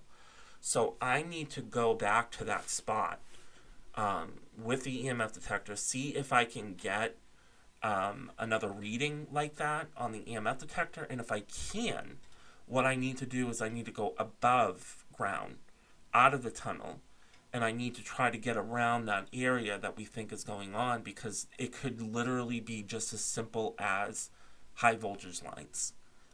Because any kind of high voltage anything is going to put off a lot of EMF. So and that makes me wonder too, like, is that what was giving us that feeling of like heaviness, that tunnel gives. And now it makes me wonder, is it something that is paranormal, or is it something that is very natural and normal? And so that's something that I definitely got to look into. So the tunnel is on our agenda to go back to try to get some stuff done. Because that place needs more investigation. Like, it does, because it warrants it. Like, even though the tunnel is probably about, I think, like, if you don't stop and you walk from one end to the other, you can walk it in about 10 minutes. So it's not like the tunnel is, humongous or anything. Like, I want to say it's like a half a mile long. The part that's actually physically underground is about half a mile long. And then there's, the remainder of the railroad track that the track isn't there anymore, but you can see the path that it took. That thing is still there. And so I need to get back there during the day, only because, it's like it warrants it. Like, when you have readings like that come up and you are, you're sitting there questioning, what you saw, what you heard, it usually means that you need more, more investigation on it. And so I think that that's what's going to wind up happening is we're going to be going back to the train tunnel. As much as I don't want to. I hate that tunnel. I hate that tunnel. Oof. Me and that tunnel are not friends. Because as you could see in the footage there was a lot of ice. There was a lot of ice.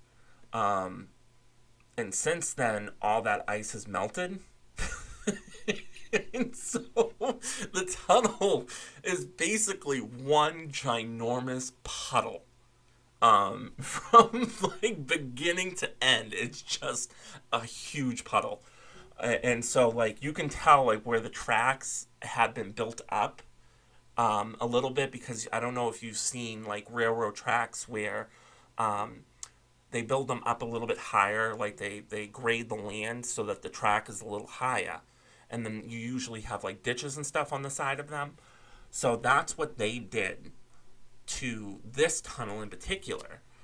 And so on either side there are ditches, but the since, the tunnel hasn't been kept up with, some of those ditches have eroded and everything is just flat now. And so a good majority of that place is literally it's just mud everywhere. Like when and Carissa and Tanya went, it seriously was nothing but mud. Like, and then there was one point where we had to go through like a 5 foot puddle. Um, yeah, it's in Clinton. It's in Clinton. You can actually look it up on what is it, Google Earth, I think. Um,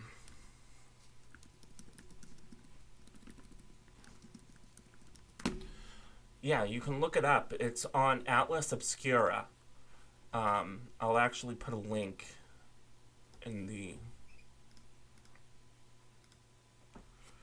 There's a link for you guys to look at, and so you'll see the tunnel in this thing, and it's just it's mind blowing. And like these pictures, now that I'm looking at the pictures that are on Atlas Obscura, these pictures do not do this tunnel justice. Like they really do not, because the tunnel is a lot. It's a lot more vast than it actually looks in the pictures, and like how you can see in one of the pictures that you can see all the way to the end of the tunnel in one of the pictures. Well, when you're inside the tunnel, that is literally all you can see.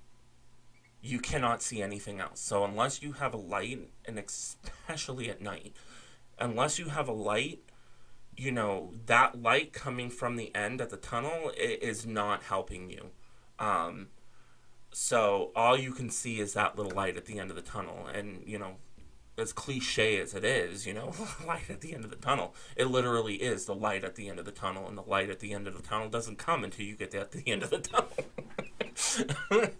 So it's pretty cool. It really is. It's cool. I recommend that, anybody go there during the day. Do not go there at night.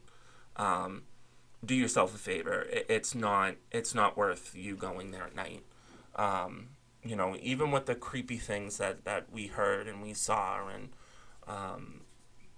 just it's not worth it. And the thing about this tunnel that can make it dangerous is, um, you know, there are potential animals. There are potentials of collapse.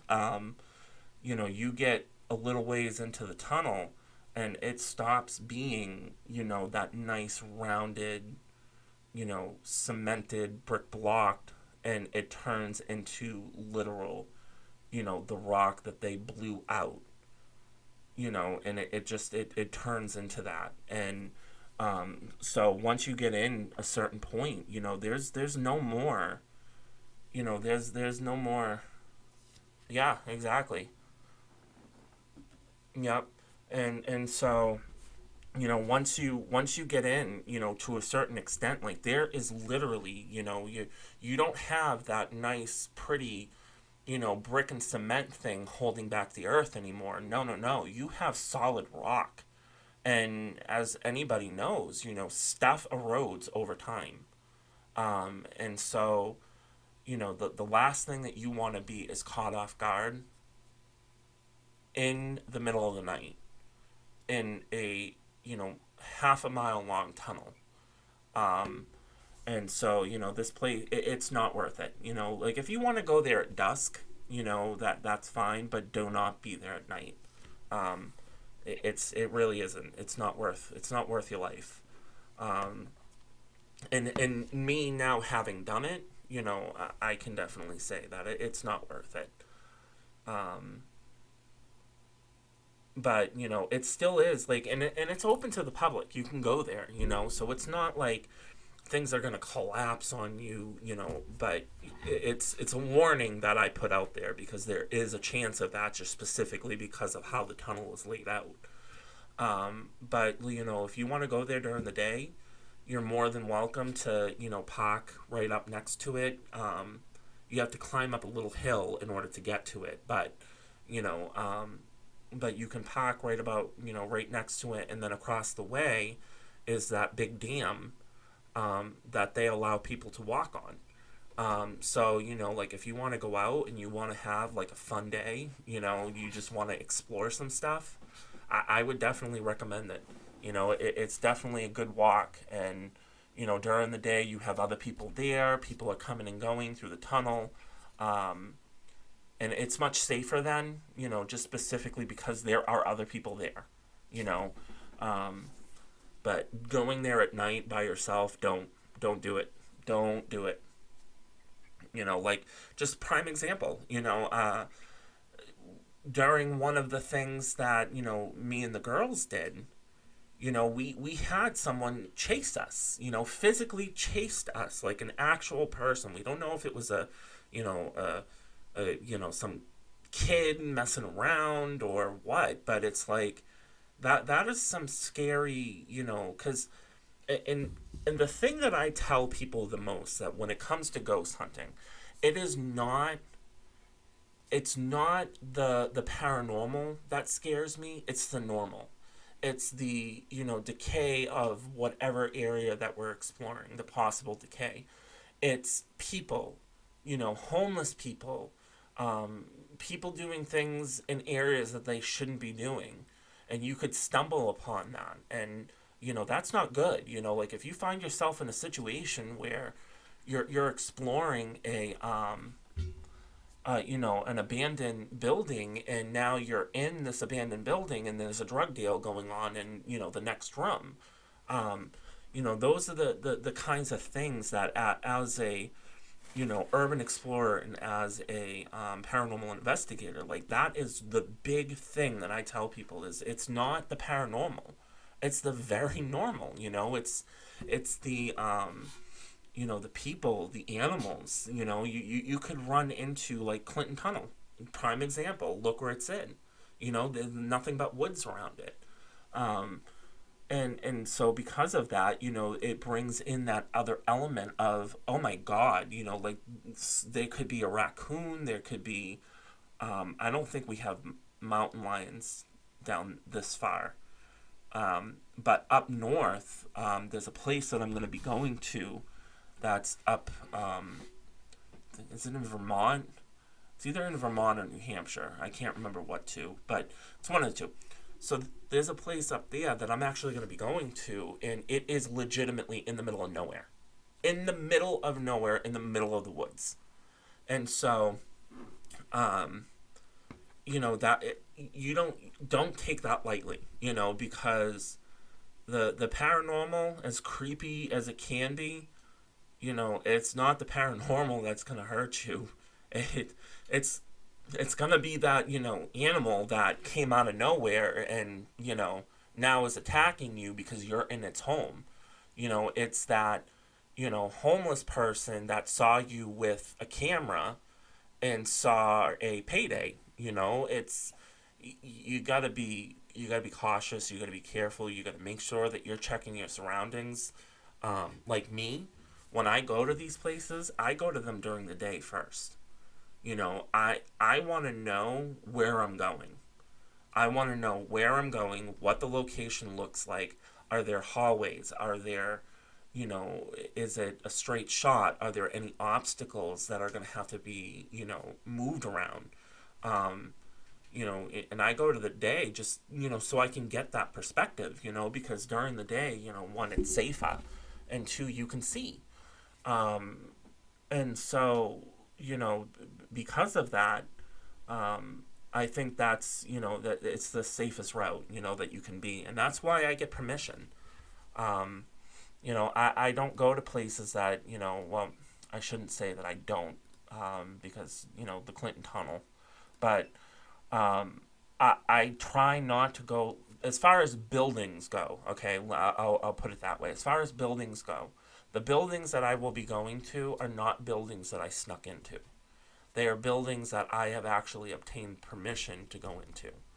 Um, and so, that's the difference between um, an urban explorer and a paranormal investigator, and don't get me wrong, I am an urban explorer, like I'm doing this paranormal stuff not just for, not just for the paranormal. I'm doing it because I want to experience things, like I want to get out. I want to see, that 150-year-old, factory that's been, left abandoned for the past 70, 80 years. Like I want to see that stuff.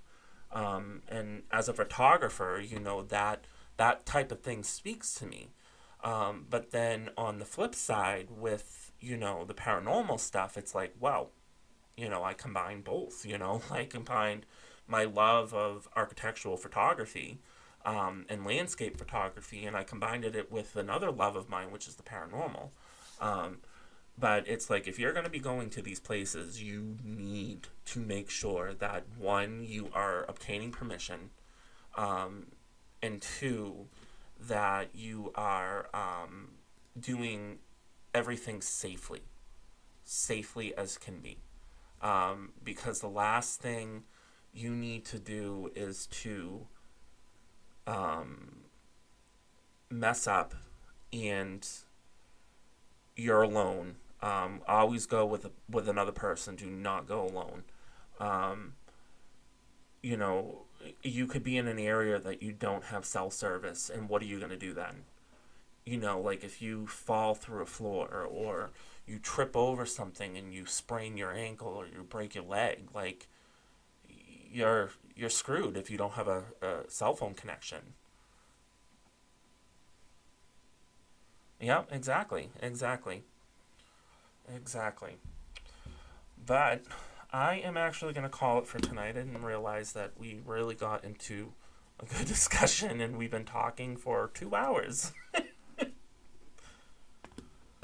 And so, I do this every Saturday at 6 o'clock, 6:30. So you guys shall see me next Saturday at 6:30. So yeah. But anyway, yeah, it's definitely been a while. We'll have to get together again soon, sometime, when I'm not running around bouncing off walls. So, but already, I will talk to you guys next week at 6:30. Goodbye.